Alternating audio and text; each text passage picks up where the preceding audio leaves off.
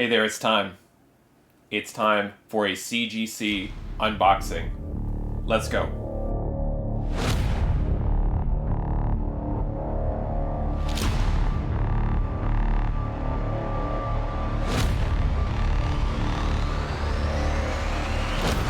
All right, this is a CGC order that I put in sometime in June of 2021, and I received it early January 2022. So it was about a 6-month turnaround door to door. These were not pressed by CCS, so this was a straight shipment to CGC. And like all of my CGC unboxing videos, I don't know what grades these received. So I got the notification from CGC. I was good. I had the willpower. I did not check the grades. I want to unbox this and show you the books that are inside. And it's a genuine response to see what grades the books got. So this is a 10 book order, and I'm going to go ahead and open this up and let's start looking at the books. All right, I'm in, and they have the cardboard. I'm not going to peek, I promise. The cardboard piece at the top to protect the books. And I just want to figure out which direction the books are going to be in. I don't know what order they're in. And I will do my best to hide the grade so that you can't see them. I don't know why, but they put the packing slip with all of my information and the books right there in the front of that. So let's try that one again without the packing slip this time. I didn't look. This is still Department of Truth #1, and this is variant H. This is the Peach Momoko cover. I got this a long time ago. I pre-ordered this from Scott's Collectibles, and I ended up getting 3. And they came in all what appears to be a high grade. Obviously, I sent this in because I thought it was a 9.8, and here is the grade. 9.8. So that's a gorgeous cover variant of Department of Truth. So what I did with this one is I pre-ordered 3. I think 2 are 9.8s. I thought 1 had just a little bit of scuffing on the spine, and it was a 9.6. So I ended up, once Department of Truth started to pick up a little steam, I ended up selling the 9.6 for more than what I paid for all 3. So this was essentially a free book. This was the one of all the Department of Truth variants. There's one other one. I think it's the Statue of Liberty variant. I'd love to have that one in a 9.8.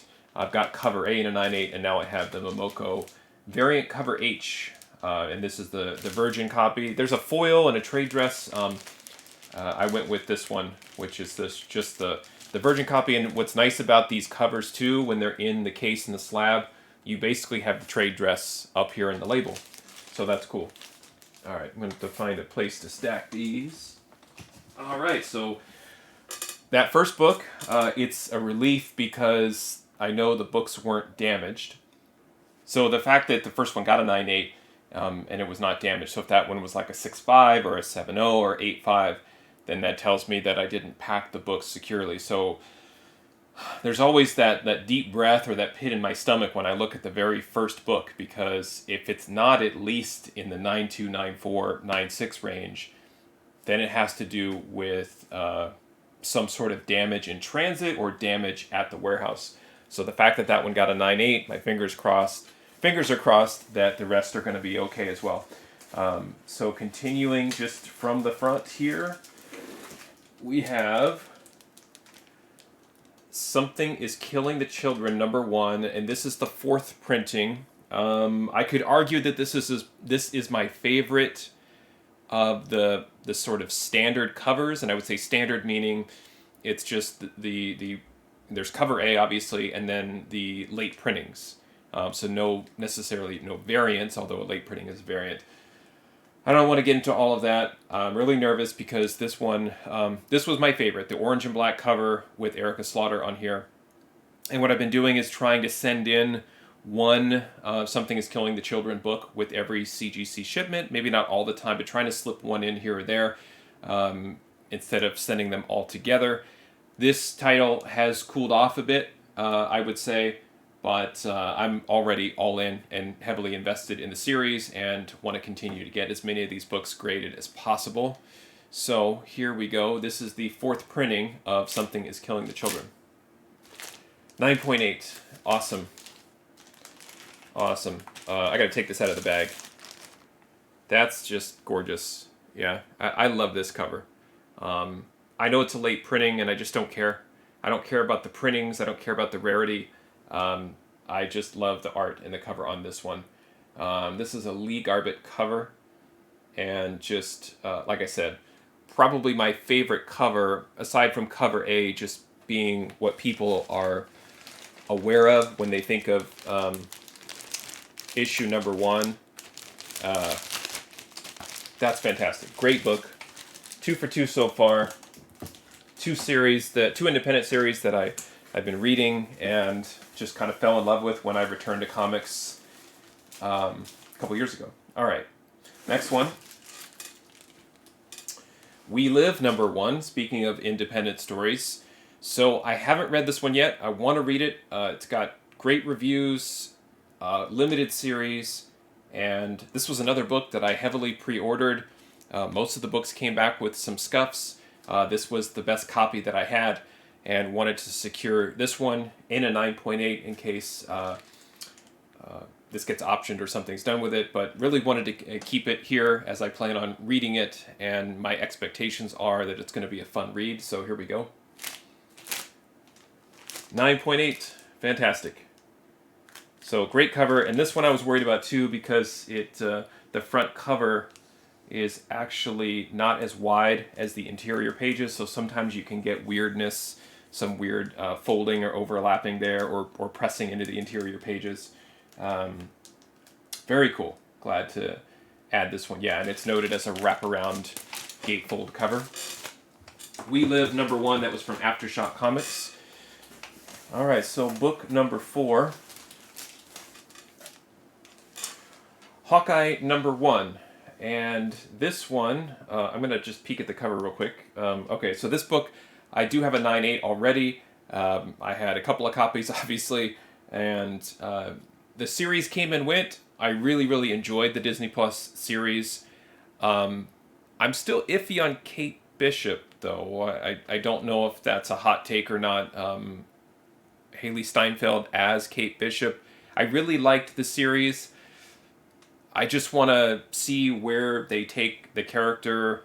Rumors of her appearing in Black Widow, obviously the Young Avengers rumors. This book, prior to the series, shot up in value. And this is a good example of, well, I guess I should finish the thought, and then it came back down. But this is a good example of books that you have in process for grading, where it takes so long to get the book back that you ended up losing value. I don't want to say lose money because it does depend if you were going to sell this book. If I had 2 9/8s in my hands 3 months ago, I would have considered selling one. But I didn't. I have 2 now. I would still consider selling one, but now I might consider holding both. So that's where the market kind of messes with your head when you have 2 of these. And I kind of already assumed this was a 9.8. I probably shouldn't have done that. So let's reveal the grade first. Okay, thank goodness, 9.8. I was like, that's going to be horrible if I was telling you I had 2 9/8s and it was a 9.2. I still love the Tedesco cover on this one. Really great combination of the purple and yellow. And it's really a great Kelly Thompson series where some elements of the series were pulled into the show, specifically of Eleanor Bishop, Kate's mother. So I think it's a good long-term hold, but also I may have missed the window if I did want to sell it, but happy to add a second copy as a 9.8. All right, this will be book 5. Mighty Avengers number 1. This is the first Monica Rambeau as Spectrum. And this one is always interesting because of who does the community think Monica Rambeau is going to be? in the upcoming Marvels movie. It's still her. It's still her as her first appearance as a character. She's had several iterations coming through Captain Marvel, Spectrum, Photon, and then just first as Monica Rambeau. There's several different ways this can go. I got several copies of these on the cheap from Mile High. Several were beat up. This was the best copy I thought I had of the book, and so I wanted to get this one graded. I'm a big believer in Monica Rambeau. I like her as a character in the comics, but I love the actress that plays her, and I think she's got a lot of star power and a lot of potential. So that's why I'm heavily investing in her and picking up first appearances in books like this along the way. So let's see. Mighty Avengers #1. This is from 2013. 9.8. Awesome. Very cool. And this is not only a Greg Land cover, he did the interiors, I believe, as well. So if you're a Greg Land fan there, a great book to add. I believe you can still find this. It's pretty affordable. But like I said, I just wanted to secure my 9.8 before I decide what to do with my other copies. I'm going to give those slabs a little room there. Okay. Halfway through. So far, so good. 5 for 5. Let's keep it going. America #1. This is another book, I believe. Did I get this one graded before too? I'll have to go back and check. I believe I did, or a different issue number of America I might. But spoilers if you haven't seen the Doctor Strange 2 trailer. I think most of us have who are into the hobby and love the movies. We clearly see America there in her jean jacket with the star on it. We knew she was coming when she was cast a couple years ago. So when all the rumors of America coming to the MCU, America Chavez, I went and just found as many copies of her first series as I could, and was grabbing these for a couple of dollars online, all the way up to about $15 from Mile High. So just a random assortment, and as I was kind of going through this, as we were getting close to, we got the casting rumors, we got the trailer rumors, and we figured she was coming, and I started to go through those issues and figure out which of those books I should start to get graded. So why not get the first issue of her first solo series, especially as her first appearance in Vengeance is just almost out of hand at this point. All right, so here we go. This is from 2017, America #1. 9.8. Fantastic. Love it. It still amazes me that these books went from my house, well, it went from wherever I purchased the books online. I got all of these books online. So the amount of traveling that these books have to do to get back in your hands graded is really astounding if you think about it. And the risk that the comic book is taking lying in these boxes, bags and boards and everything like that to get them in a 9.8. I'm always amazed when I really think about it, just because of how fragile the books really are.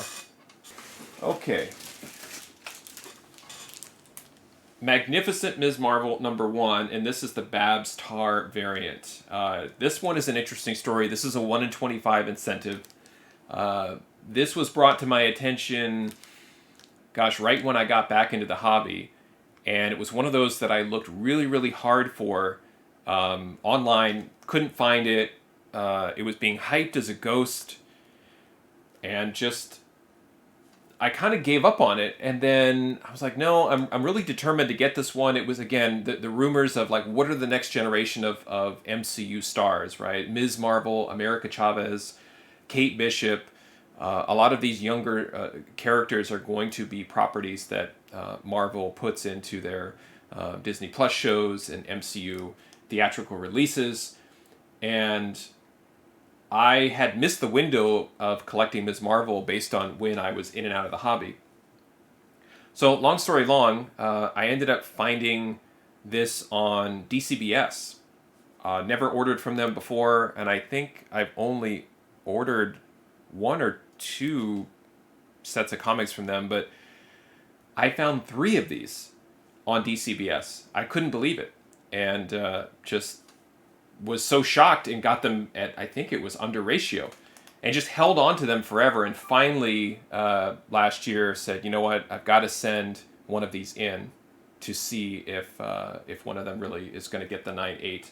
So is it a ghost? I don't know. The fact that I'm holding it, I don't think so. Is it the greatest cover you've ever seen of Ms. Marvel? No, but I do like it. So let's see what the grade got.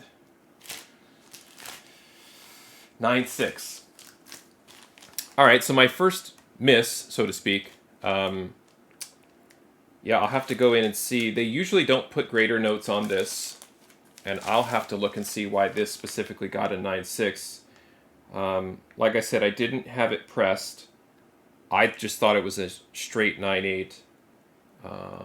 The only thing I can think of is there's just some spine splitting. Kind of hard to see on camera, but in the slab here in the spine, there's just some fraying. And I had always thought that would not count against you, but it's possible that there was just too much fraying and too much damage on the spine. From the looks of it, yeah, it looks to be okay.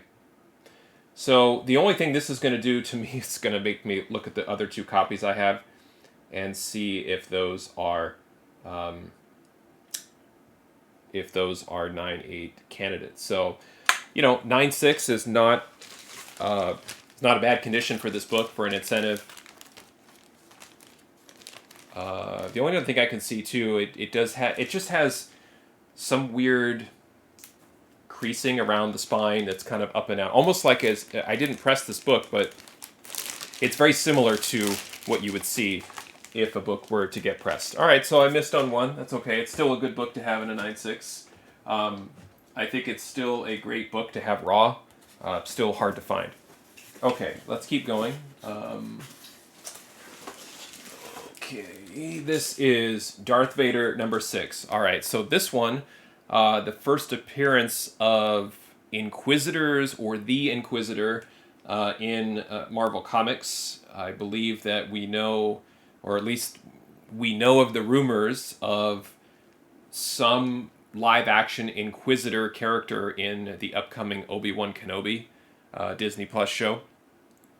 And wanted to have this. This one is tough in an all-black, so let's see if this one got the 9.8 with the first Inquisitor right there on the cover. 9.8, all right. So let me take this out of the bag so you can see it's really tough. This one I was worried about just because it is such a dark cover, but it got the 9.8, which is awesome. And if that is the actual Inquisitor that we get in the show, then this book is going to take off, I believe. So that's great.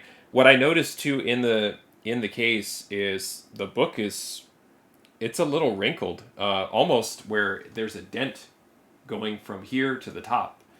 And I don't know what that is, but there's even just a little bit of color rub down there. So I study these too. I mean, I look at them and I appreciate them in the slabs, but I also study the books after they come back because I want to learn and see what's acceptable. And there's a bunch of color rub and tearing along the spine. So if I got a 9.6 on this, I would have started to point out those things as the reason why I didn't get the 9.8, but it got a 9.8. So that's always kind of weird to me. There's just that, it's almost a coin flip difference between a 9.8 and a 9.6 sometimes. At least it appears to me when I study the books. All right, Star Wars Rogue One adaptation again, thinking of the Disney Plus shows, characters that come up, and even if the adaptation comics don't really pop, if the characters live on in some way, shape, or form, people typically go back to these adaptation books as the first appearance. So this is the first appearance of Cassian and K2SO, and Cassian is going to have his own show, Andor, on Disney Plus. So this is his first appearance in comics. Same thing is happening in Solo. The Solo movie was not well received for many reasons that I won't get into, but the fact that that book is the first appearance of Kira, and she's in Crimson Reign, rumored to be in Book of Boba Fett. We'll see. So that Solo adaptation book is number one in all the variants. Is well sought after by Star Wars comic book collectors. So here we go. This is Star Wars Rogue One adaptation, number one from 2017, 9/8. Awesome. Okay, so whether I'm a huge fan of the movie or not, I am a Star Wars nerd. Is it in my top 5 of Star Wars movies? No, it's not. I mean, unless you're talking about the ending. But nevertheless, like I mentioned, I wanted to have a 9/8 copy. It's interesting here in the label, it does not list this book, or note, I should say, that it's the first appearance of anyone. It just says Star Wars Rogue One adaptation, and it puts the creator credits, and that's it. There's no other additional flavor text on the label to indicate that this is a first appearance. That's also interesting to me, like why sometimes CGC puts the information on there. Sometimes they put character appearance as if it's significant, and other times they don't. And it's just what they do. Okay, last book. Let's see here. Spawn number 9. This is the first appearance of Angela. She's a controversial character in comic books. Many of us who understand the history of comics know her story. The battle and the lawsuit over the rights to her, and she's made her way into Marvel Comics, even appearing on a great cover of it was Marvel Voices from 2020 or 2021. And this book in particular, I've had with me since I bought it at my LCS on release day in March of '93, and I had just held on to it in bag and board, and I'm not a huge Spawn collector, but understand and appreciate the significance of this, and I think Marvel's going to try and use her somewhere in some property as a character. I think they have to. I think the fact that she popped on that Voices cover means that she's still on their radar, and again, probably just to brag a little bit, like the fact that they own the rights to the character. I think that they're going to do something. So here is Spawn number 9 from 1993 in a 9.6. I always end these on a low note. So this, like I said, this is the book that was originally mine, and right there I can see, right by the character box, by my finger, it looks like there is some color rub there. I don't think it's a scratch on the book, but there's an additional ink stain there. And again, so I use this not to kind of measure my own disappointment, but to measure what constitutes the differences between a 9.6 and a 9.8. I'm looking at the spine. I don't see any issues at all. I'm looking at the back of it. I don't see any problems there either. I honestly believe it is just that. There's no, that's not even a spine tick. The spine on the front and back is as clean as you'll ever see, but there's that color rub above the S in Spawn, and right there by the character box that you can't miss in the white cover, and it looks like the color rub is what did it in. So there you go. So if you're thinking about books like that, like does the color rub matter? I think if you have a pristine book with enough color rub, yeah, it takes it down to a 9.6. So a lesson learned there for future books that I send in for grading. All right, so there you go. That is the CGC unboxing of these 10 books. Obviously disappointed when they don't all hit 9.8, but I can't say I'm disappointed with these. I got a lot of great books. I think, this one, super tough. Darth Vader in the all black. America #1 is another great pickup. These are all great. Really happy to add these. I think the one that I guess both of these right at the beginning. These were the two that probably made me the most nervous, but I'm really happy to have these. here secured in my collection as 9/8. I think these are great long-term holds, depending on where these shows go, or where the series goes, I should say, or if they turn into shows. So there you go. Thank you for watching. Happy collecting, and see you next time.